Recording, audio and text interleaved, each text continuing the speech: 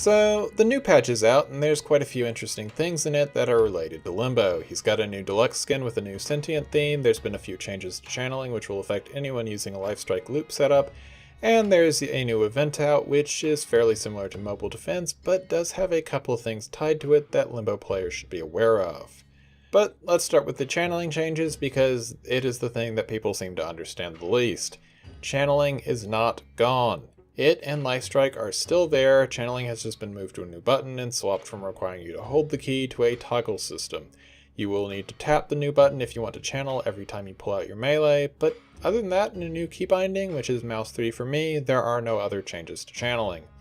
Whether this is still going to be the case when Melee 3.0 releases is unknown, but yes, if you are a user of a Lifestrike loop setup like I am, no worries, just check your key bindings and learn to work with the new toggle system. Also, Exodia Contagion users received a small change with the patch as well, and will now need to aim glide if they want to fire off one of their void-ignoring viral blasts.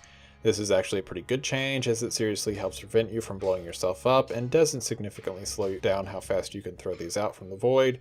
But if you use this sort of setup, expect to take a little bit to get used to having to tap aim glide every time you want to throw one of these blasts out. Now, as for the things directly related to Limbo, there's two, and one is a pretty major cosmetic change. He now has his own deluxe skin. It's sentient themed and is a pretty huge departure from his normal appearance. Instead of looking like a noble gentleman, Limbo is now a time-stopping monster with exceptionally large shoulders. Yeah, it honestly took me quite a while to get used to this new look, especially since the skin has a tiara for some reason, and a friend described him as Angry Elephant Dorito Man, both of which took me a very long time to unsee, but once I actually took the new skin into a match, it started looking really good. So yes, like most of Digital Extreme's recent frames and skins, this one tends to look better from behind, and it is honestly starting to grow on me now that I've had a bit of time to play with its colors. Just don't expect to put this monster's head on the gentleman's body and get good results. As for the other part of this patch that I want to talk about that's related to Limbo, it's just that I want to do a quick guide related to the new fissures on the Orvalis, as there's a couple of small issues that Limbo players should be aware of. The first and least important of these is that Limbo can be hit in the rift by the coolant carriers. This is barely an issue as they don't hit too hard, but it is still something you should probably be aware of. The more important thing is that you need to take at least a medium-sized bubbles when dealing with the fissures. Just like with the coil drive missions, for some reason all enemies can shoot through your cataclysm and tear up the target, which is a bit of a problem because the enemies are moderately high level and the capsule's pretty far from being tanky.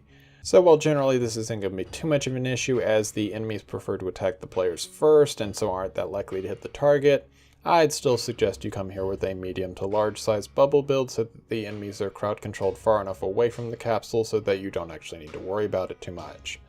Other than those 2 points though, this is basically just a mobile defense mission that takes a bit longer and that you can use Arcwing to travel between the points with. Just make sure to fully use up each capsule instead of giving up after 3 fissures or so if you want to get the full rewards, but other than that there's really not much to say about the new event beyond you get good stuff for doing it and it's like mobile defense.